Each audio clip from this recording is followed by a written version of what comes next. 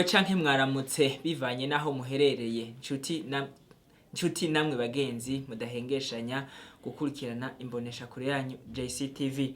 Turi kuwa 9 Kigarama umwaka wa 2021 akaba ari wa mwanya tubashikiriza amakuru mu rurimi rw'ikirundi. Jewe ngira ndayabashikirize ni Nunzumwe Godefroid, nayo uri karatuma amasanamu n'amajwi bibashikira neza akaba ari Sofoni hicu Burundi. Turabahaye ikaze.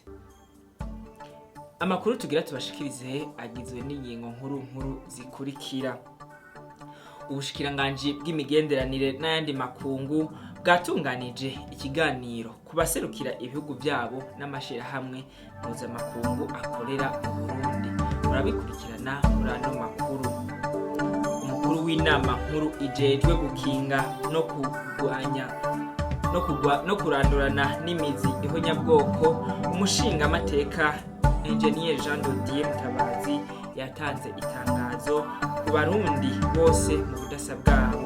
Murabikurikirana navyo muri ano makuru.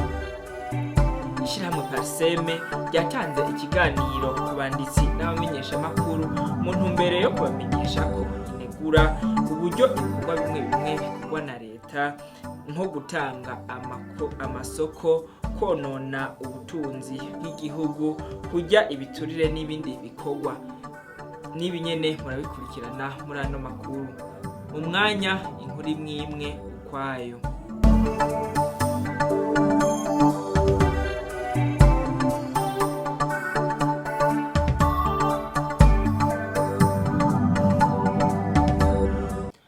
Turongeye kubaha ikaze.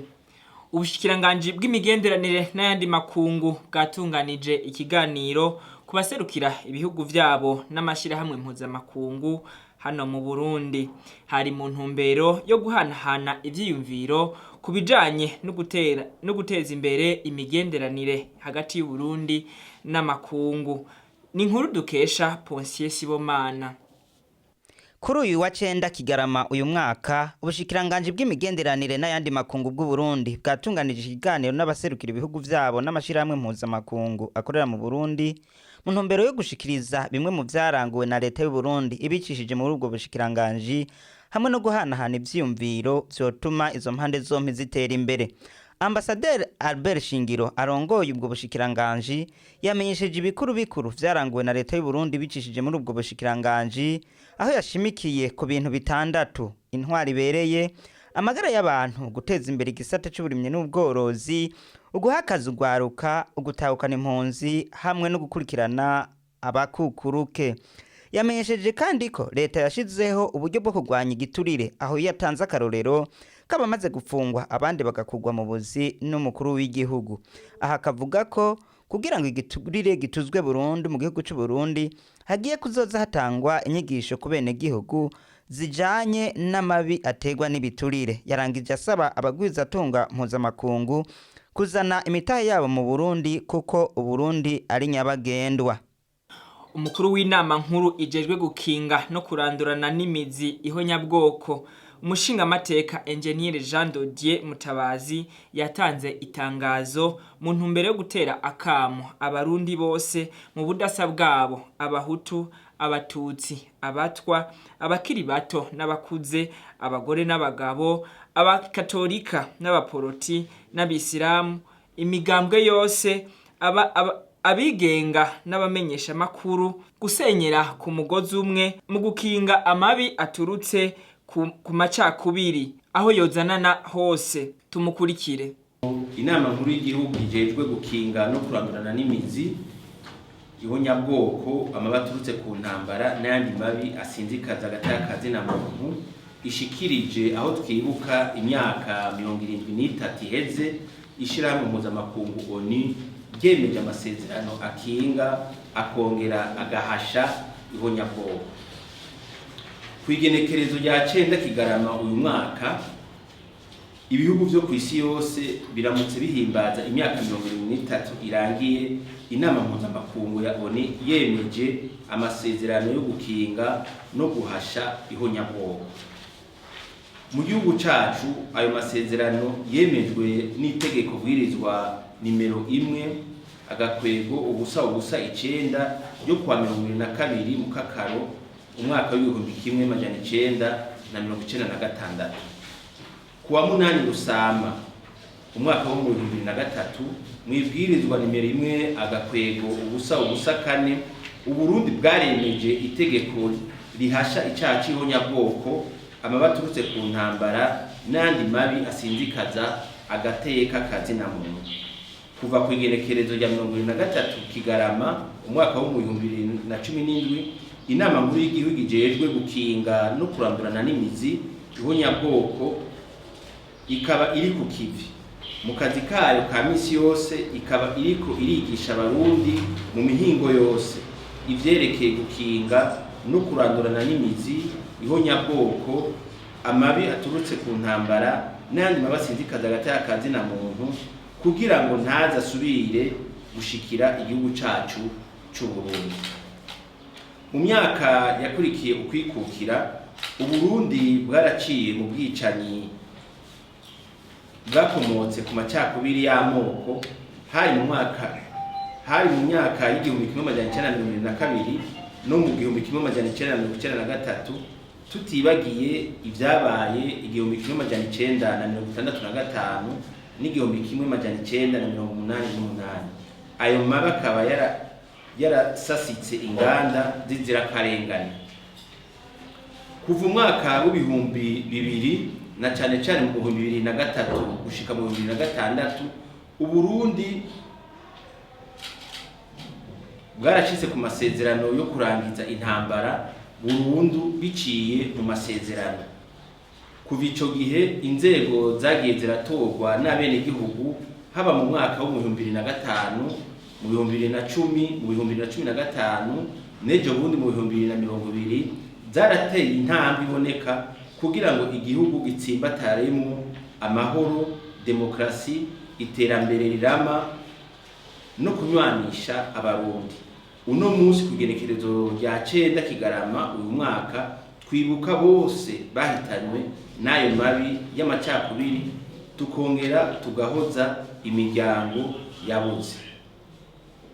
Inama nkuru y'igihugu ijejwe gukinga no kurandurana n'imizi ihonyabwoko amabaturutse ku ntambara n'andi mabi asinzikaza agateka kazina muntu ikaba ifasha akakanya kugira ngo itere akama abarundi bose mu budasa bwabo, abahutu, abatutsi n'abatwa, abakiri bato n'abakuze, abagabo, abakenyezi, abakatolika, abaporoti n'abayisilamu, imigambwe yose, abigenga, abamenyesha makuru eka n'abandi, gusenyera ku mugozi umwe mu gukinga amabi aturutse ku macakubiri aho yozanana hose. Twese turazi iyo twavuye, nimba dufise amahoro siko vyane, dutegerezwa kuyabungabunga umwe wese ku rwego ariko akagira ico aterereye. Inama nkuru y'igihugu irakorana mu runani n'inzego zitandukanye z'igihugu, amashirahamwe yigenga mu guterera kugira ngo harabaye ntihakabe, ntibize bisubire gushikira Uburundi. Inama nkuru y'igihugu ifashe kandi akakanya kugira ngo imenyeshe abarundi n'amakungu ko yakiranye umubabaro udasanzwe urupfu giturumbuka rw'abanyororo 38 n'abakomeretse 69 byabereye mu ibohero rikuru ry'Igitega mu gitondo cyo ku itariki 7 Kigarama uyu mwaka, biturutse ku muriro wadutse muri iryo bohero. Inama nkuru y'igihugu irahojeje imiryango yabuze. Niharambe amahoro n'umutekano mw'isi izira ihonyabwoko. Murakoze. Tworangiza tubamenyesha ko iri tangazo rihuye n'umunsi mpuzamakungu w'ishirahamwe rya ONU wo kugwanya ihonyabwoko. Igenekerezo rya 9 Kigarama uko umwaka utashe ni umunsi mpuzamakungu wahariwe kugwanya ibiturire. Ni muri iyo ntumbero ishirahamwe Parseme ryatanze ikiganiro ku banditsi n'abamenyesha makuru mu ntumbero yo kumenyesha ko inegura uburyo ibikorwa bimwe bimwe vya leta bikorwa nko gutanga amasoko, konona ubutunzi bw'igihugu, kurya ibiturire n'ibindi.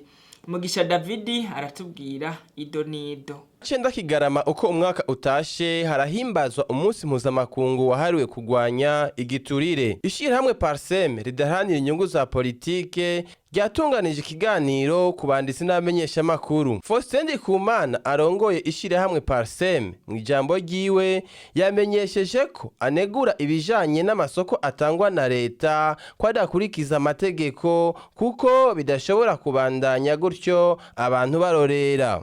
Ati twatanze amexamination angana gutya wanashaka dukuyemo ajanye n'amategeko internationale nk'ibyo kubatabaje abadiplomate ibyo bavuze canke hari bijanye n'amategeko nyene mpuzamakungu ivyo birasanzwe twatubizi mugabo ku bindi mutuzi ko uwo muntu ashobora gusigura ati aya mafaranga igihugu catakaje yoba angana we fata nko muri no myaka wo fata izo miliyari amajana ngahe izo miliyari amajana ngahe dukumva ku mwaka wo zigwiza n'imyaka imyaka bimaze bigenda gutya burya woronka investissement iba yarabaye ingana n'ayo mafaranga yose ni ikibazo aho ideni mu gihugu hagati yongera ku bingahe hama izo nazo zikaguma zitangwa zingana gutyo uwo mwimbu utabona uriko uriyongera nibaza rero ko aha no kuhagabira rwose kandi bakagira birashobora kubanza kuzihagarika kuzitanga bigaragara bakabisubira mu gushaka iyo akete nazo usatu tutura abantu bazironka ni bandi amasosiyete azironka ni yandi yashitse kuki imbaragize batu basubiza mu kinga ca leta exoneration zingana muri cyane tumazingana muri cya mugabo warabari ugasanga abana bicaye hasi mashuri ibijanye n'amasuri so nuko amategeko akurikiza rega amategeko amwe amara afise ibintu atanga mugabo bitakurikiza nta kindi kintu sinzi bakibajije amategeko akurikizwa amategeko akurikiza umwe wese ajurejwe ngaho ugira igihimba nk'ubu autorité de régulation de marché public yokora akazi kayo neza hari byo na direction nationale de marché public yokora neza hari byo kuko n'umuntu ashobora kugira ubwita agatanga raporo akerekana bitagenze nimubaza arabikosora ayo mamonopole ashobora gutangwa nimuca bikosora iranditse neza nyiraruze hanyuma kuvuga ati abahanwa nawe umumenyesha makuru ayo masoko makuru yose kudondagure nawe ugira statistique twumvise amasoko ngenda yaravuga n'abati abamaze guhanwa uko ufasha niba bajya nakubwiye tugira statistique ni les personnes chargées de marché public hanyuma gacara kwizo izo serie nazo nizo zimufasha kandi technique musanzwe bazimufasha kugira nimba ari muri ministeri y'kinwa y'uburimyi n'ubworozi canke ya energie n'iravuzo ntanga uvuga mushikira nganje ari kwiso gutanga amasoko mugara afite amaserire nayo technique avec des chefs de marché public baramuha na commission chargée de marché public akamuha na commission de réception hajya barese ikintu kikaca kiboboka babahumirije usana karahari